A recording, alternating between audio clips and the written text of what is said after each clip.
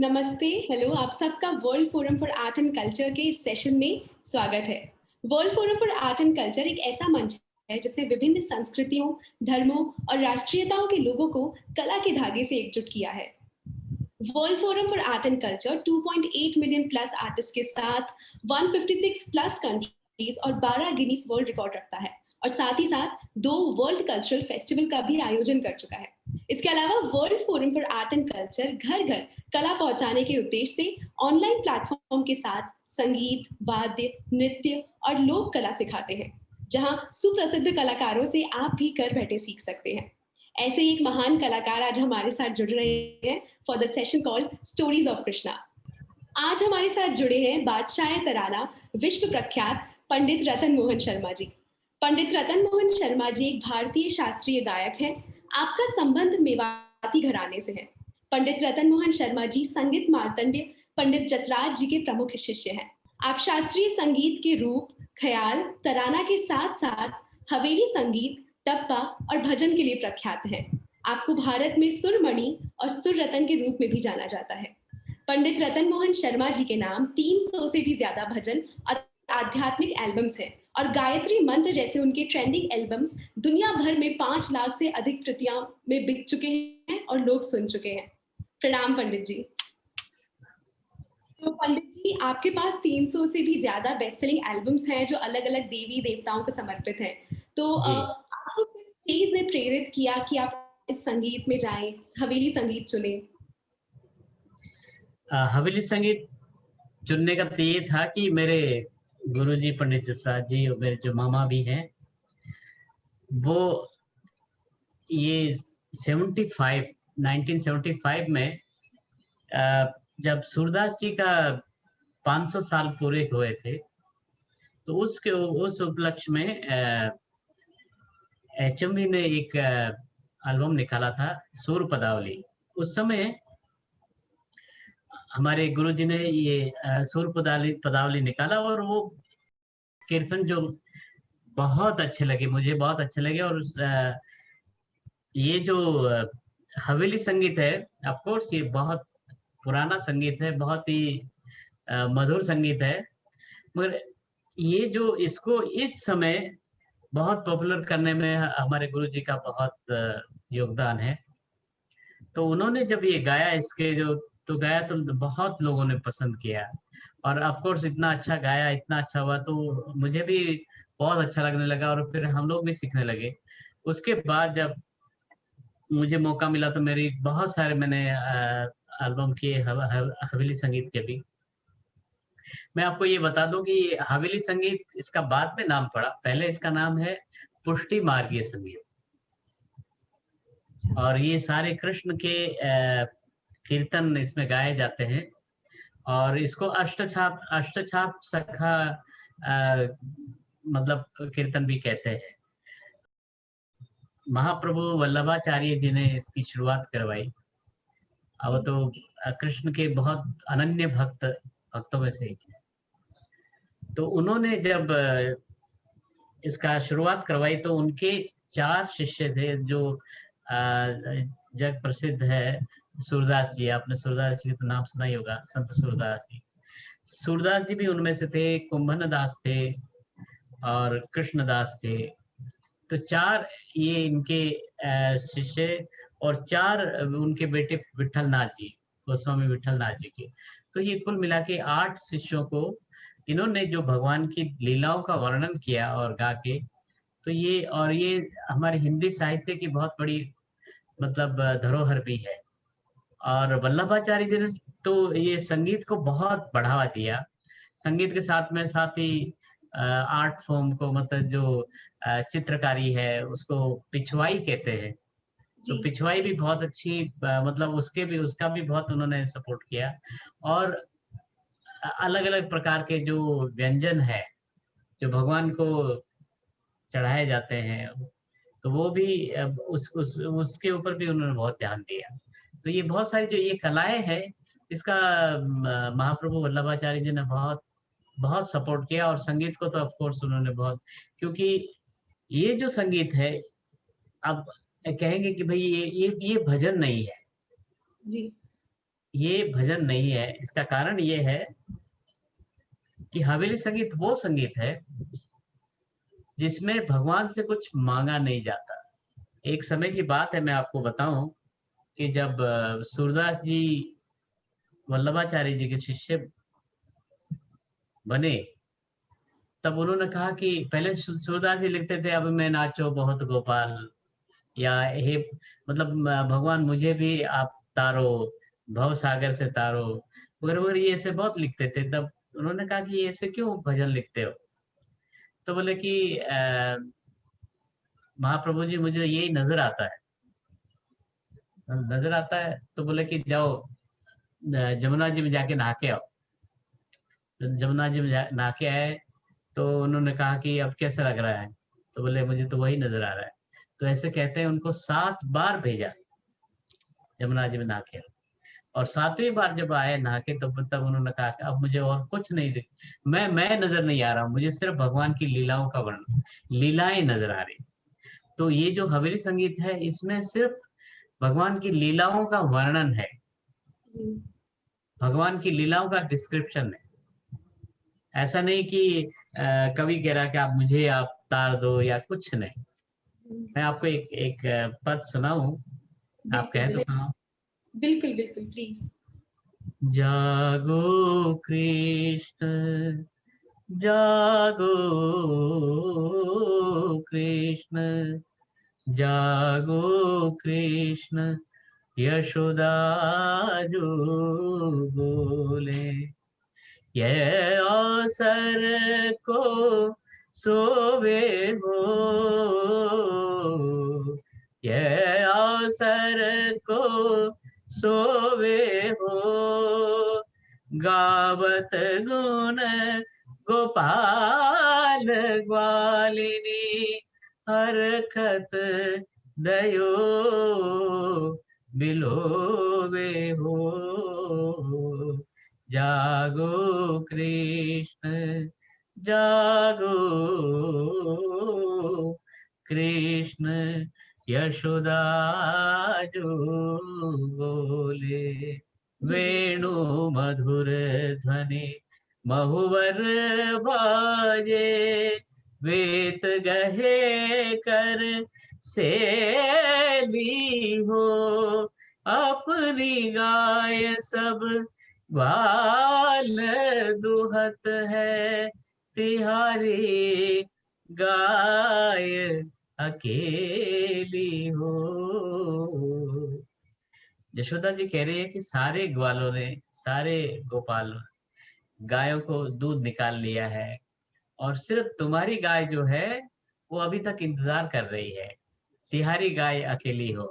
तो कृष्ण जब उठ के उस अपनी गाय का दूध निकालते हैं, तो ये मतलब सारा जो कुछ है ये उस वातावरण का वर्णन है। जागो कृष्ण, यशोदा जो बोले, यशोदा जी कहेंगे कृष्ण उठ जाओ, ये अवसर कोई सोए हो, और इस समय कोई सोता थोड़ी है। गावत गुण गोपाल ग्वालिनी, और आपके सारे जो गुण गोपाल और ग्वालिनी गा रहे हैं, हरखत दयो बिलोवे, और वो बहुत हंसते हंसते जो दही को बिलो रहे हैं, मतलब वो उसमें बटर निकाल रहे हैं। तो ये पूरी वातावरण का समय है, मतलब वो वर्णन है। ये जो आपने इतनी जो भजन सीखे हैं, जो हवेली संगीत में जो इतने भजन के साथ होते हैं, तो I M G sure in भजनों के साथ काफी कहानियां भी होती होंगी श्री वल्लभ आचार्य जी की और सूरदास जी की। हाँ, ये इसमें, हाँ ये भी एक मैं बता दूं, इसमें कोई कहानियां नहीं है सूरदास जी की। यहाँ मतलब कवि नजर नहीं आ रहा है। जी तो ये सिर्फ और सिर्फ ये कृष्ण ही नजर आते हैं इसमें। जी कृष्ण और जो यशोदा जी हैं, राधा जी हैं, तो वही वही लोग नजर आते हैं इसमें। और हाँ, एक बार जब वल्लभाचार्य जी जब जा रहे थे, जब जी। उनका स्वर्ग, तब अ, सूरदास जी ने लिखा था, अ, भरोसो दृढ़ न चरणन केरो, श्री वल्लभ नख चंद्र छठा बिनु, सब जग माझ अंधेरो भरोसो। मतलब आपके चरणों का ही तो भरोसा है, यहाँ वल्लभाचार्य जी को कह रहे हैं। तो ये उन्होंने एक सूरदास जी ने मतलब ये जो उनका एक पद आता है जिसमें वो वल्लभाचार्य जी को कह रहे हैं कि आप ही का ही तो भरोसा है। और सूरदास तो मैं तो मतलब द्विध आंध्र, मैं तो वैसे भी सूरदास जी वैसे भी ब्लाइंड थे और बोले मैं तो अक्ल से भी अंधा हूं, तो आप ही तो सब गाइड कर रहे हो। तो ये एक एक पद ऐसा आता है जिसमें ये आपने कहा वैसे वल्लभाचार्य जी का भी जिक्र है इसमें और सूरदास जी का भी है। तो अगर आप हमारे व्यूअर्स, हमारी ऑडियंस से कुछ कहानी आपको पता हो वल्लभाचार्य जी की और सूरदास जी की, ऐसी कोई एनेक्डोट्स जो हो आप बता सकें तो। हाँ, ये जो मंदिर की जो पूजा होती है उसमें इनको हर एक को गाना गाना होता है। मतलब जैसे जैसे कि अलग अलग प्रकार से अलग अलग समय के अनुसार से वो गा रहे। एक बार क्या हुआ, सूरदास जी को कृष्णदास जी के अंडर में काम कर रहे थे वो, क्योंकि एक मेन प्रिस्ट होते हैं उसके बाद। तो इनको वहां पर उनके अंदर तो वो थोड़ा सा इनको तंग कर रहे थे, सूरदास जी को तंग कर रहे थे तो एक बार इन्होंने क्या किया कि भगवान ने उन्होंने उनको कहा कि ये लिखते कैसे, कि जब इनको कैसे पता चलता है कि भगवान का श्रृंगार हो रहा, तभी ये अलग अलग श्रृंगार हो रहे। और वो उनको दिखता नहीं था, मगर वो अपने अंदर की दृष्टि से वो सारा लिखते जाते थे।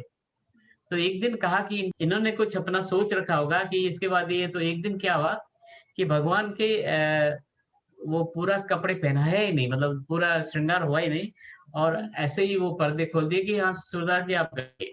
तो तब उन्होंने सूरदास जी ने गाया, देखो हरि नंगम नंगा, जल सुत भूषण अंग विराजे। मतलब आज जो है भगवान को पूरा बिना बिना वस्त्र देखा है। देखो हरि नंगम नंगा, जल सुत भूषण अंग विराजे, बस नहीं न प्रभु उठती तरंगा, कछु दधि हाथ कछु मुख माखन, कछु दधि हाथ कछु मुख माखन, सूर हसत ब्रज जनती संगा, देखो हरि नंगम नंगा। मतलब ब्रिज ब्रिज की जो गोपियां वो भी हंस रही है और सूरदास जी भी उनके साथ हंस रहे। तब एकदम वो लोग सोच ले नहीं नहीं ये ऐसी बात नहीं, इन्होंने मतलब ऐसा नहीं कि इनको पता है कि भाई ये या श्रृंगार ये होगा, ऐसा नहीं है। तो उन्होंने अपनी दृष्टि से मतलब जब उन्होंने देखा कि भगवान के श्रृंगार हुए नहीं है और भगवान को कपड़े भी नहीं पहनाए, तो उन्होंने ये पद लिखा है। तो वो एक प्रकार से उनको एक दिव्य दृष्टि थी और वो अपने आप को भगवान के सखा मानते थे। तो इसलिए अष्ट सखा, उनको 8 सखा, सखा मतलब मित्र, जो भगवान के एकदम मित्र। वैसे ही एक बार की एक कहानी है कि जब इतना इनको तंग करने लगे सूरदास जी को, तो एक कोई आदमी आया और एक चिट्ठी दे गया कृष्णदास जी को कि ये सूरदास जी को दे दीजिएगा। तो सूरदास जी को, और वो पढ़ लेंगे। अब सूरदास जी को तो दिखता नहीं था, फिर भी उन्होंने दे दिया। तो इन्होंने सूरदास जी बोले अरे तुम्हारे लिए कोई कहानी, ये कोई चिट्ठी आई है और आप इसको देख लो। तो कहते हैं कि उन्होंने जब वो चिट्ठी देखा और वही उन्होंने उसका मतलब देखा, मतलब उन्होंने वो उस चिट्ठी का भाव देखा और कहा कि कृष्णदास आपको जो भी तंग करना मुझे करिए, मगर आपने इतनी छोटी सी बात के लिए भगवान को आना पड़ा। तो स्वयं भगवान आके और चिट्ठी देके गए। तो बोले कि आपने भगवान और आप फिर वो कृष्णदास जी को ऐसा बना कि आप डायरेक्ट सन्मुख नहीं जा सकते, ऐसा मानते हैं। कि वो डायरेक्ट सन्मुख नहीं, भगवान के सामने नहीं जा पा रहे थे। तो ऐसी सी कुछ कहानियां, बहुत सारी कहानियां हैं उनकी, तो अनेकों कहानियां हैं। तो जैसे आप संगीत के बारे में बता रहे हैं कि अलग-अलग समय है, अलग-अलग समय के लिए अलग-अलग भजन है, संगीत है, जी। तो इसमें राग भी चेंज होती है और यस, क्या यस। डिटेल्स में है? तो जी। देखिए क्या है कि एक जो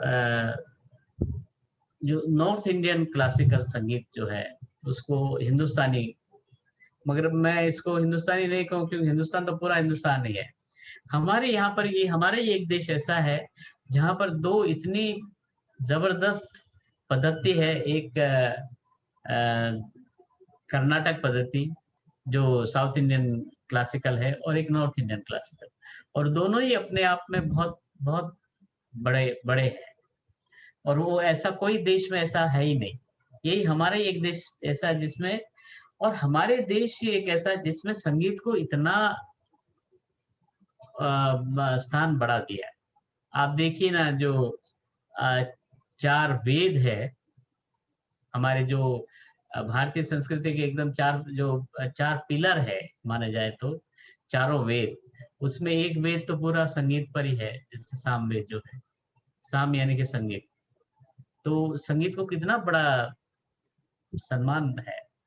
तो एक और प्रश्न जो काफ़ी लोगों में आता है, जो काफ़ी स्टूडेंट्स हैं या फिर जो ये प्रोग्राम जॉइन करना चाहेंगे आपके साथ, कि कैसे वो जान सकते हैं कि are they eligible for it? किस लेवल पे कोई पार्टिसिपेट कर सकता है? What's the level of students जो ये जॉइन कर सकते हैं फॉर योर प्रोग्राम?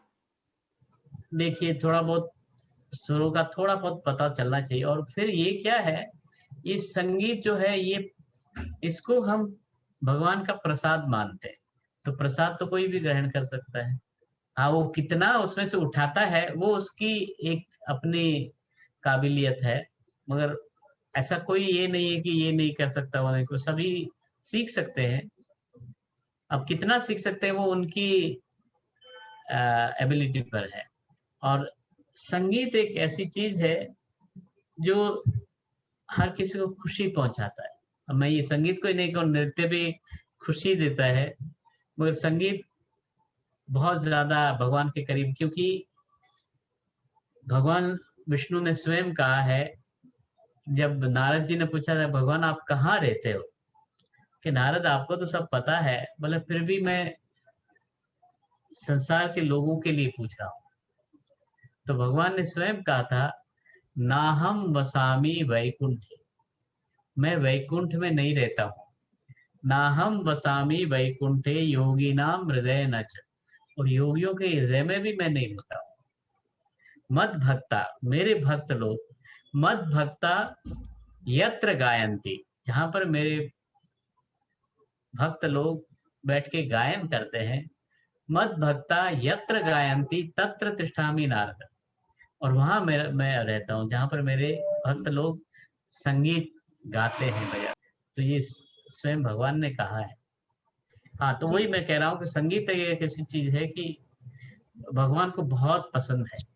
जी। हमारे गुरु जी कहते हैं कि भगवान जब ये पुतले बना रहे हैं हमारे, जो हम जिस लोगों को बना रहे थे, तो उसमें से जो सबसे ज्यादा उनको पसंद होता है, उसको वो संगीतज्ञ बना देते हैं। और उसके बाद जो और भी जो पसंद है वो उनको ऑडियंस में बना देता, ताकि सब लोग संगीत में रहे। ऐसा है। और संगीत एक ऐसा माध्यम है जो भगवान से बहुत जल्दी आप करीब रहे। देखिए ना, आप सूरदास जी, तुलसीदास जी, ये मैं अपने जो साउथ के जो हैं, पुरंदर पुरंदर दास जी, और सब ये संगीत गाते थे, इसलिए भगवान के बहुत करीब। तुलसीदास जी, कबीरदास, मीराबाई, ये संगीत से ही भगवान तक पहुंचे।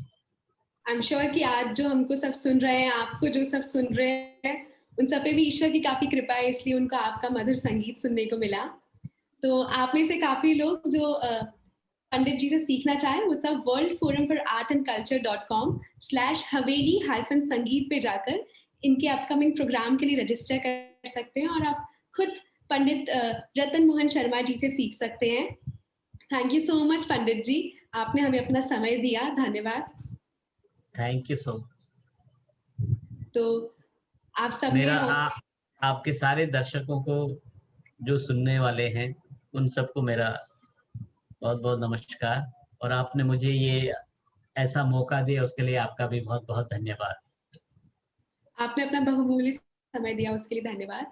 आई एम होप इस पैंडेमिक के टाइम पे काफी लोग हैं जिनको ये सुनकर और ऐसे आर्ट सीखकर काफी हेल्प मिलेगी।